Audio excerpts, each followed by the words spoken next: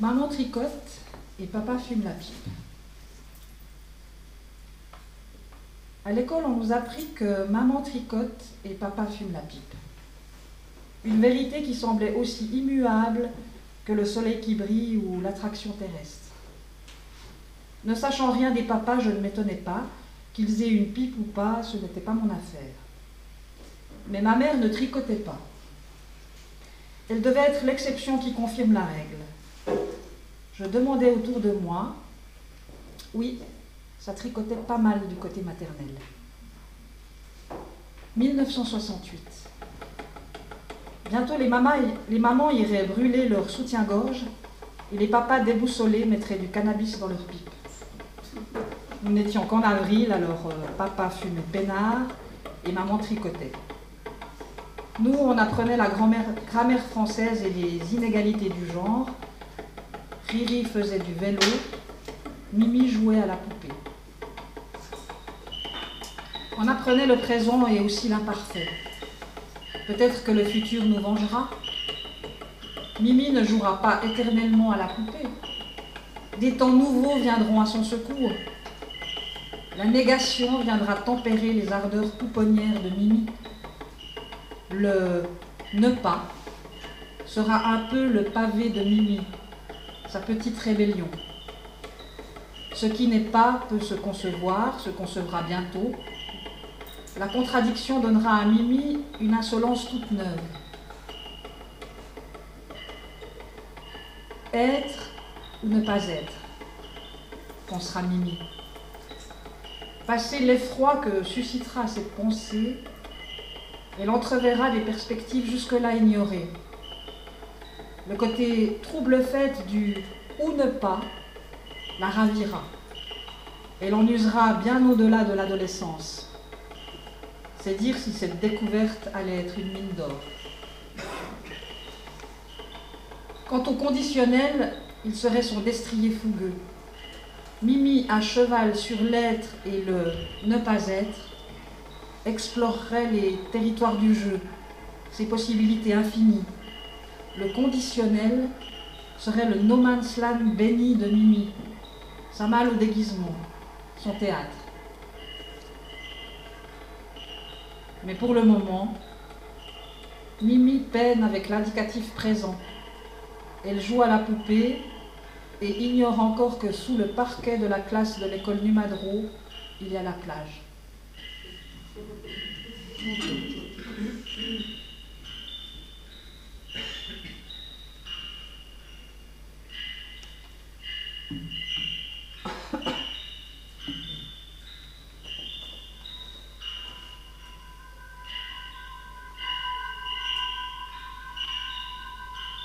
Les mères.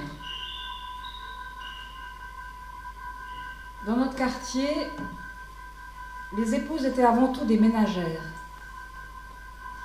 Les mamans tricotaient toujours, mais on sentait poindre chez certaines une lassitude, comme si la vie n'avait pas tenu toutes ses promesses. Il était courant qu'une ou l'autre aille consulter un psychologue ou avale des pilules pour les nerfs. Beaucoup restaient à la maison pour élever les enfants. Et ce qui devait constituer une fin en soi, le mariage, s'avérait être un long tricot sans fin. On sentait confusément qu'on ne voulait pas de cette vie-là. On voulait faire médecine ou brûler les planches, être acrobate, exploratrice ou hippie, pourvu que notre vie ne ressemble pas à celle de nos mères.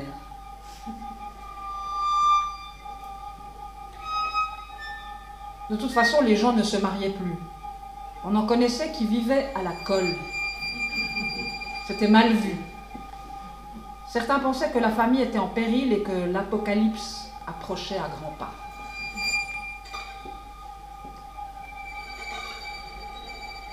Quelques-unes divorçaient. C'était honteux. La fraîche divorcée devenait soudain une piètre héroïne de vaudeville. Son nouveau statut la faisait basculer dans une brume délétère. On ne l'invitait plus, elle ne tricotait plus. Ces femmes libres et désenchantées faisaient l'objet des plus extravagantes rumeurs. On disait « il n'y a pas de fumée sans feu ». On leur soupçonnait des amants, et pourquoi pas l'alcool, des névroses, de l'hystérie, ou encore un pitoyable laisser-aller ménager.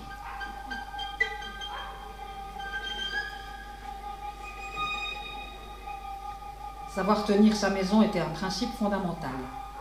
Il fallait montrer au monde que chez soi, non seulement tout était propre et soigné, mais encore qu'on était une consommatrice avertie et que, bien que gardienne des traditions, on savait amener au sein du foyer un soupçon de modernité sous forme d'un presse-agrumes ou d'une yaourtière.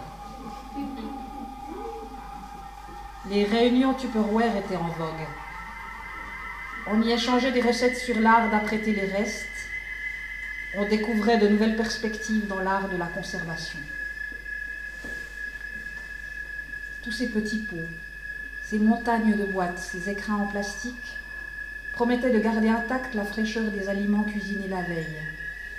On aurait aimé pouvoir se glisser soi-même dans une de ces boîtes afin d'offrir aux maris suralimentés une version de soi-même réfrigérée. Conservation et fraîcheur étaient les maîtres mots de ces cérémonies. Conserver le poulet de la veille et l'amour du mari, conserver ses 20 ans, ses illusions, ses ratatons.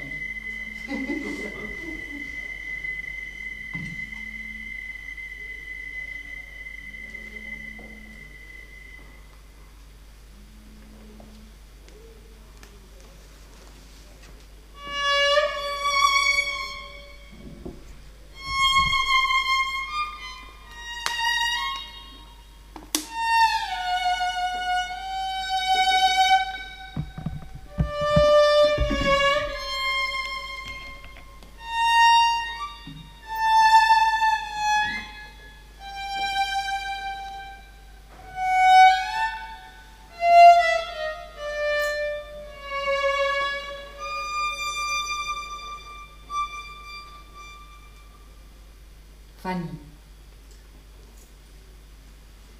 La cousine Fanny est restée vieille fille. On prononçait le mot avec condescendance et un brin d'effroi. Vieille fille était ce qui pouvait vous arriver de pire. Le mot évoquait le ratage et la frustration. Il vous reléguait dans une perpétuelle enfance.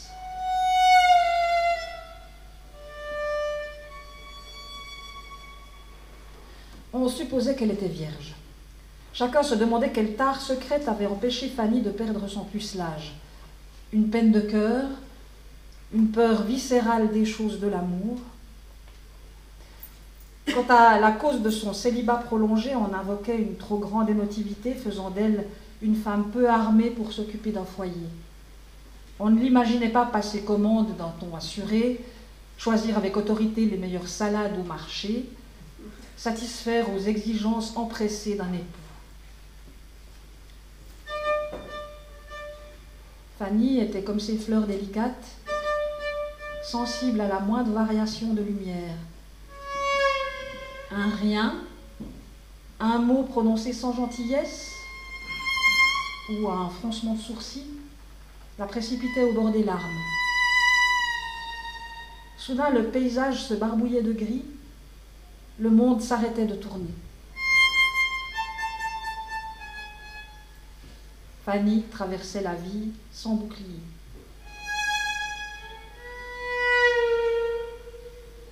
Elle parlait avec une circonspection qui ralentissait le débit de sa conversation. Ses phrases étaient engorgées par les mots « peut-être » et « je ne sais pas ». Elle avait peur de s'attirer les foudres du monde entier. On disait d'elle, la pauvre.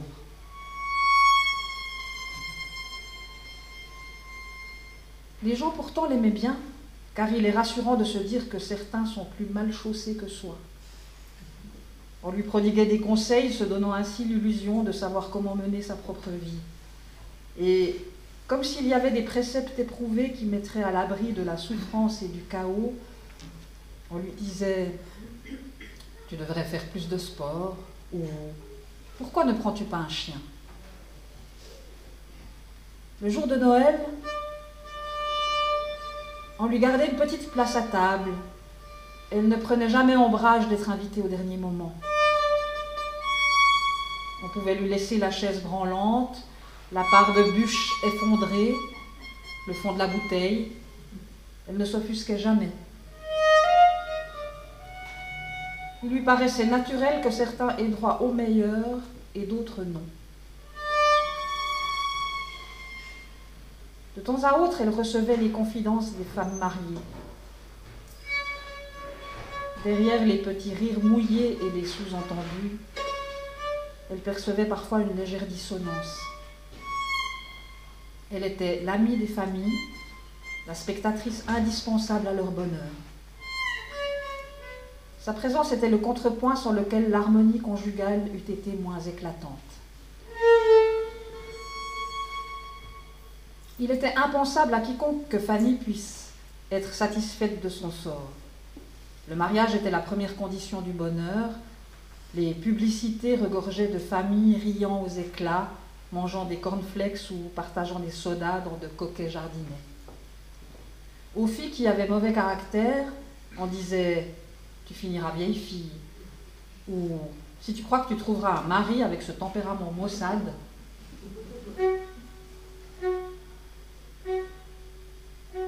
Elle portait l'uniforme des vieilles filles. Souliers plats, petit chignon serré sur la nuque, tenue discrète. Si un regard s'était attardé un peu plus longuement sur sa personne, il y aurait décelé de la joliesse. Mais elle était Fanny, et pour tout le monde, Fanny était aussi commune et peu énigmatique qu'une cafetière.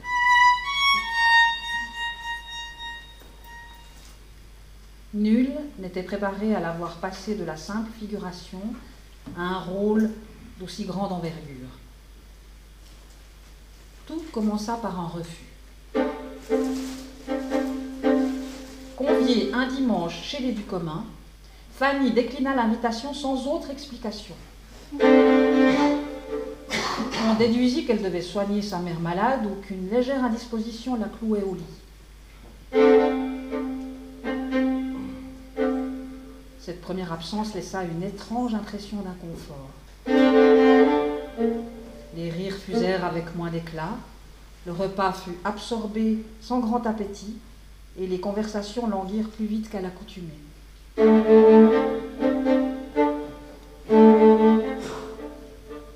Personne, bien sûr, n'attribua cette torpeur à l'absence de Fanny.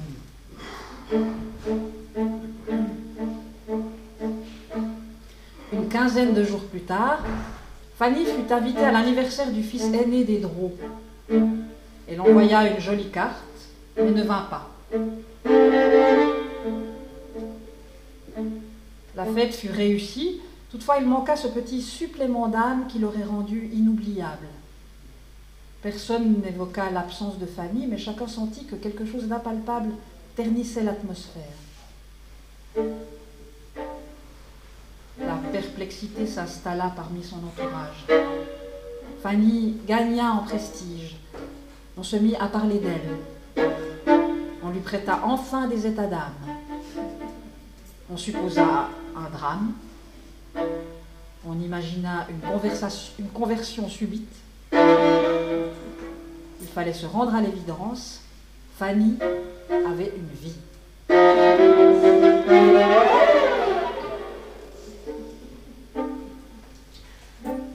Chez les Drault comme chez les Ducommun, l'allégresse se délitait. Sans Fanny, leur cinquième roue du carrosse, l'éclatant bonheur des familles avait terni. Un jour, on rapporta que Fanny avait coupé ses cheveux. Elle arborait sans honte une coupe à la Mireille Mathieu qui la rajeunissait de 10 ans. À la Mireille Mathieu, tu te rends compte, dit Madame Drault à son époux. Elle mit plusieurs jours à s'en remettre, L'idée que Fanny puisse avoir une telle audace capillaire la rendait chagrine. Et bien que Mireille ne soit pas la chanteuse la plus subversive de sa génération, il semblait à Madame Drault que Fanny s'acoquinait avec le diable. Pauvre Fanny, finit-elle par se dire, elle essaye de trouver un mari.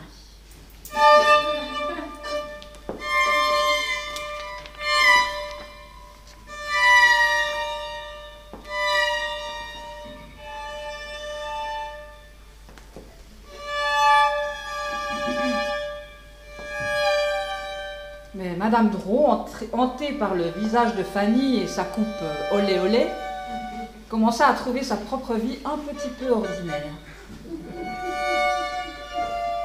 Un matin, devant la yaourtière en panne, elle se mit à pleurer. Elle téléphona à Fanny pour l'inviter à prendre le thé. Cette dernière lui répondit avec sa gentillesse coutumière qu'elle était débordée et qu'elle essayerait de passer dès qu'elle aurait un moment de libre. « Débordée, tu te rends compte ?» dit Madame Drault à son mari. Le bonheur supposé de Fanny faisait de l'ombre aux familles Drault et du commun.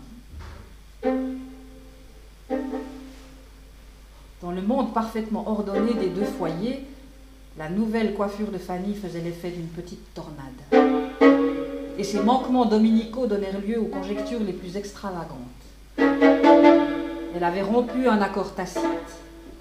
La vieille fibre alsacienne, folklore indispensable aux familles, au même titre que la pendule de Chatoise, s'était transformée en prima-donna de transistor. L'apocalypse approchait à grands pas. Fanny était à la page. Tout rentrera dans l'ordre, soupira Madame Drault dans un sursaut de combativité. Après tout, les cheveux repoussent. Quelque temps plus tard, on rapporta qu'une nuit, on avait vu Fanny dans un café chaudefonnier en compagnie de gens extravertis. Notre Fanny dans un café la nuit, tu te rends compte, dit Madame Ducommun à son époux. On imagina les pires excès. La vie nocturne ne manquait pas de lieux malfamés où les noceurs pouvaient se laisser aller à leurs penchants les plus obscènes. Madame Ducommun imagina Fanny avec sa nouvelle coupe, se trémoussant avec sur des musiques païennes, entourée de rastaquouères lubriques, alanguis par l'opium.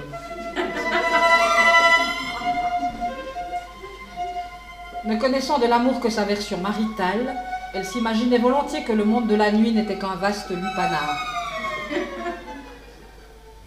Pour la première fois de sa vie, elle envia Fanny. La nuit suivante, quand son mari va se coucher auprès d'elle, elle l'embrassa fougueusement et le chevaucha avec intrépidité. Monsieur Ducommun n'en revenait pas. Suzy, mais qu'est-ce qui t'arrive ? Elle se blottit avec pudeur contre son épaule. Il n'eût pas été convenable d'en parler. De petits bouleversements survinrent également chez les Drault. Madame, prise d'un accès de non-conformisme, s'était acheté une robe imitation Courrèges qui lui donnait une silhouette de jeune fille.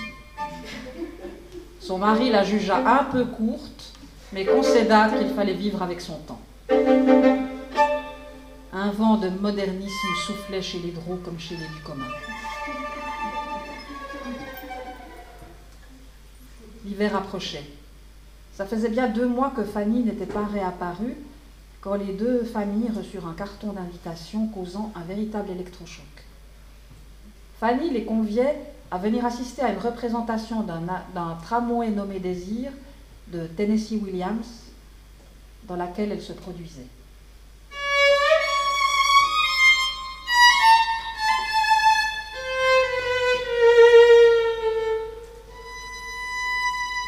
Il y eut de nombreux échanges téléphoniques entre les deux familles.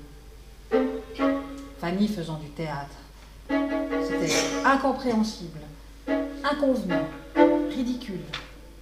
Comment la bégayante Fanny pouvait-elle avoir l'audace de paraître sur une scène ? Néanmoins, ils se rendirent tous les 4 dans un petit théâtre aux abords de la ville. Dans le hall étaient affichées des photographies du spectacle. Sur l'une d'elles, on pouvait voir Fanny en déshabillé vaporeux, dans les bras d'un robuste jeune premier. Pauvre Fanny, pensa Madame Drault. Elle va se ridiculiser devant la moitié de la ville.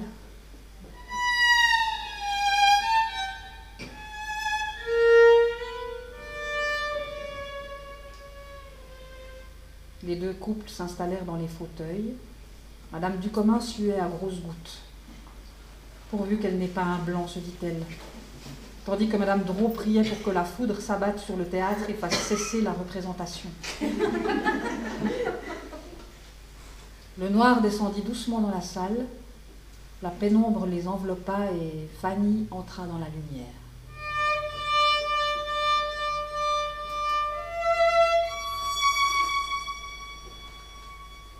Une vieille petite fille, avec sa coupe anachronique et sa tenue à la Scarlett O'Hara.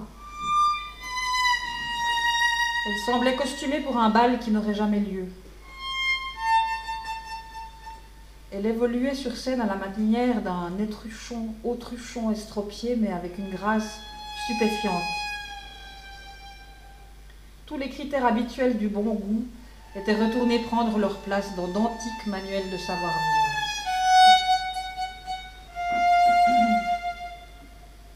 Ils m'ont dit de prendre un tramway pour la rue du Désir, puis de changer et d'en prendre un autre pour la rue du Cimetière, de laisser passer 6 stations avant de descendre aux Champs-Élysées. Ça y est, vous y êtes maintenant. Fanny regarda autour d'elle, incrédule. Aux Champs-Élysées ?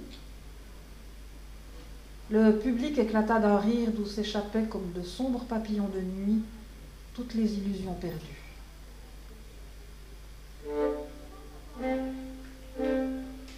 Madame Ducommun s'enfonça dans son siège. Elle se sentit soudain petite et grise. Bientôt, elle aurait des plis à la commissure des lèvres. Elle se revit, petite fille voulant attraper la lune de ses mains. Elle frissonnait. Ils n'ont pas dû comprendre quel numéro je cherchais. Le public riait de la déconvenue de l'extravagante voyageuse. Pourtant, chacun ressentait en son fort intérieur comme une fausse note que les compromissions avec la vie lui avaient fait oublier. Voyons, Fanny, descends de la scène, aurait voulu lui dire Madame Drault. Elle avait envie de lui lacérer le visage.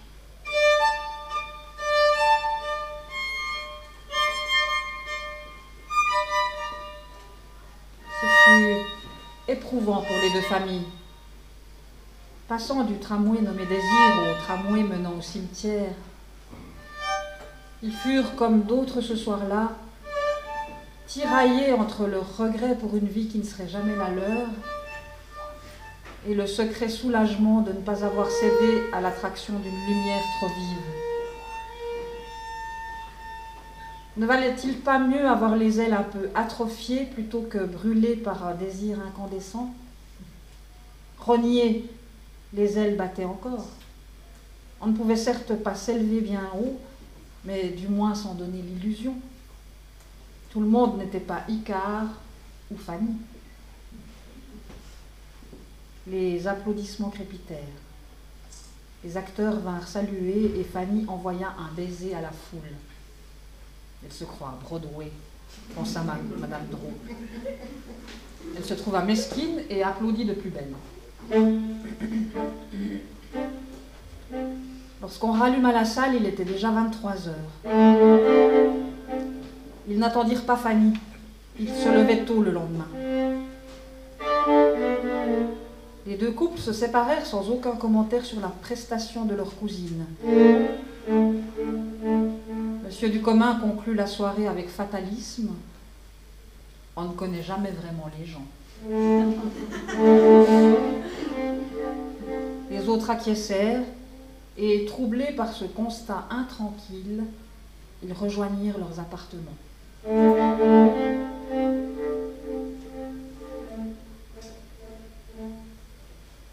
n'entendit plus parler de Fanny ni de ses frasques théâtrales. Son moment de gloire n'aura même pas duré jusqu'à l'été.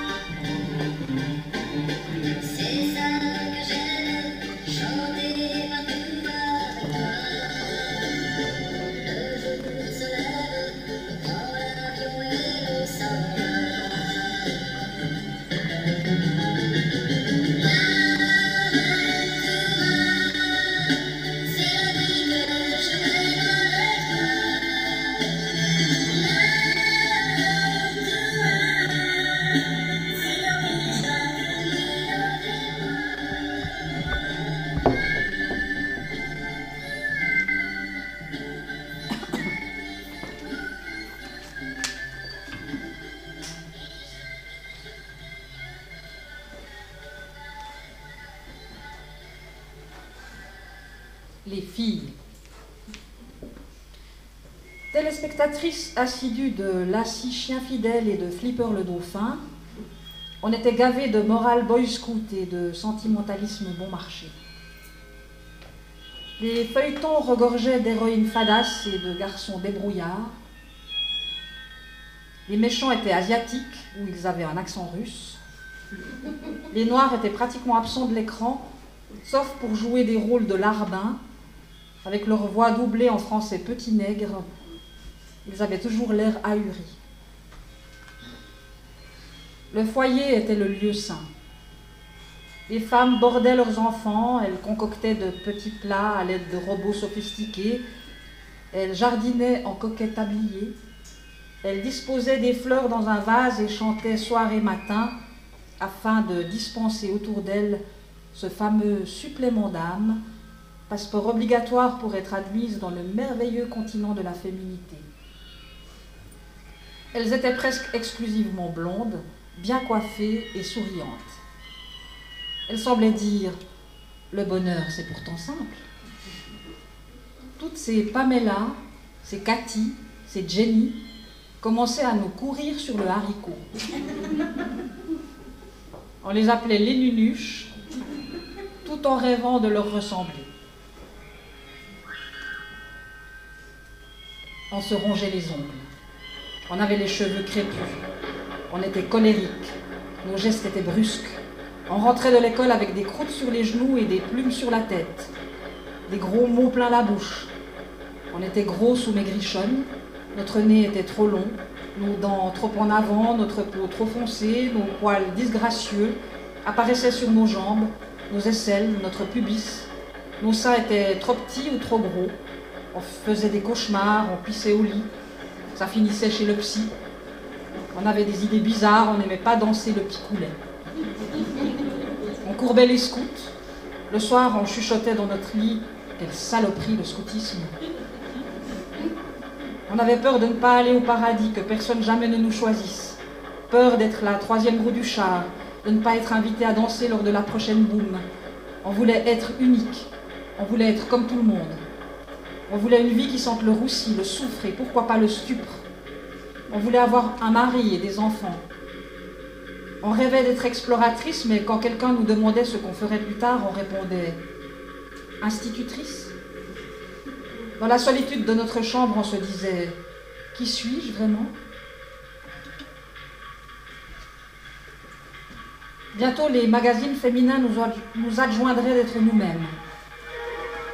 Être soi-même semblerait le but ultime dans l'existence de toute femme qui se respecte.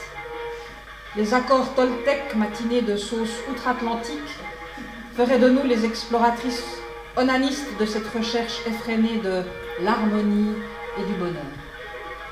Les filles du monde entier se feraient blanchir la peau, raccourcir le nez, défriser les cheveux, débrider les yeux, cherchant enfin à être elle-même en devenant Pamela, Cathy ou Jennifer. On était vilaines, on avait des boutons, on dépeçait nos poupées Barbie en leur arrachant les yeux, en rasant leurs beaux cheveux. On se mettait au régime, on essayait des coiffures vues dans les magazines qui sur nous n'avaient jamais l'air de rien. On avait peur de se montrer en maillot de bain à cause de nos seins maigrichons, de nos côtes apparentes, de nos fesses trop grosses, de nos pieds plats. À la piscine, on restait des après-midi entiers crispés sur notre linge à regarder déambuler les Pamela, les Cathy, les Jennifer. Quand un garçon sifflait, on regardait derrière pour apercevoir la créature de rêve qui suscitait cette incroyable manifestation d'enthousiasme. Si on découvrait que c'était pour nous, on en était flatté autant que meurtri. Je ne suis pas un chien, pensait-on. On nous éduquait à devenir femmes dans les limites convenables, selon nos parents, à l'exercice du genre. Il fallait qu'on joue de notre féminité avec circonspection. Il convenait de séduire par des ruses raffinées, de jamais se départir d'une certaine retenue, sous peine d'être taxé de garçon manqué, Dieu sait comment ça tombe plus tard, ou de fille facile, vernis à ongles rose, pâle de préférence, afin que l'artifice se confonde avec le naturel, un brin de décolleté pour appâter le chaland, mais rien d'extravagant pour que l'invite reste suggéré. On rêvait pour nous d'une féminité fade et équivoque. Il fallait promettre sans jamais rien donner, et surtout apprendre l'art de se faire toute petite. Un jour est arrivée Fifi Brindacier, bouleversant à jamais notre vision étriquée de la condition féminine. Elle vivait dans une grande maison, seule, avec un poney et un perroquet. Son père était un marin, toujours absent. De sa mère, on n'entendait jamais parler. C'était une fille, mais elle n'avait rien des manières peureuses et coquettes des personnages féminins de nos feuilletons habituels. Elle était libre, courageuse, drôle. L'avoir porté son poney à bout de bras nous enivrait complètement. On se moquait de ses amis. Empêtrés d'obligations et de craintes, on trouvait ridicule leurs soucis si semblables aux nôtres. On se faisait des tresses à la Fifi. On voulait toutes être Fifi. Elle nous vengeait des petites humiliations de cours de récréation. Fifi nous montrait de nouvelles perspectives, une façon inédite d'être au monde. Fifi était notre Simone de Beauvoir.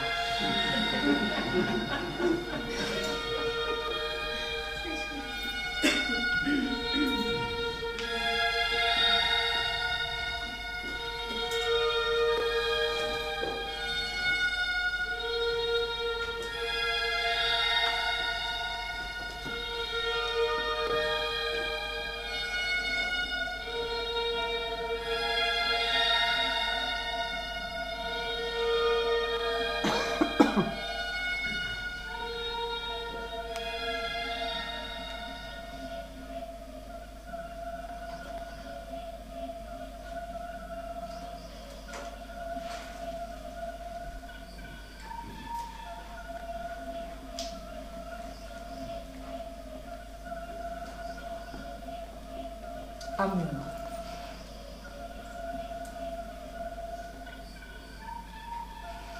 Son kiosque sentait la vieille gauloise. Certains mercredis après-midi, chez le marchand de journaux unijambiste de la place, on s'adonnait aux lectures défendues. Nos séances se déroulaient selon un rituel très précis. On commençait par la lecture de Confidences et de Nous deux. On s'aventurait un peu entre les pages du roman photo pour arriver enfin à la vraie raison de notre présence, les petites BD érotiques. Le monde semblait tourner autour des pharaoniques protubérances mammaires et fessières des personnages féminins. La vie des hommes se résumait à une seule obsession, parvenir à coincer une de ces beautés calipiges dans un bureau, un ascenseur, une ruelle sombre. La plupart du temps, elle se refusait. Alors, seulement commençait le grand jeu. Il fallait convaincre la donzelle que si le désir était irrépressible, l'amour n'en était pas moins ardent. L'amour, le mot magique qui ouvrait toutes les portes, et particulièrement la plus défendue d'entre toutes, le sexe féminin. Le mot amour était le sésame, le code secret qui servait à baratiner même les plus dégourdis. Il faisait ouvrir les frontières, rendre les armes et baisser les culottes. Nos orteils tremblaient et sur nos fronts perlait une tiède rosée. Dans nos amples culottes de petite fille, ça s'impatientait gentiment. Combien d'années encore avant que Pierre, Paul, Jacques s'agitent devant nos exubérantes poitrines?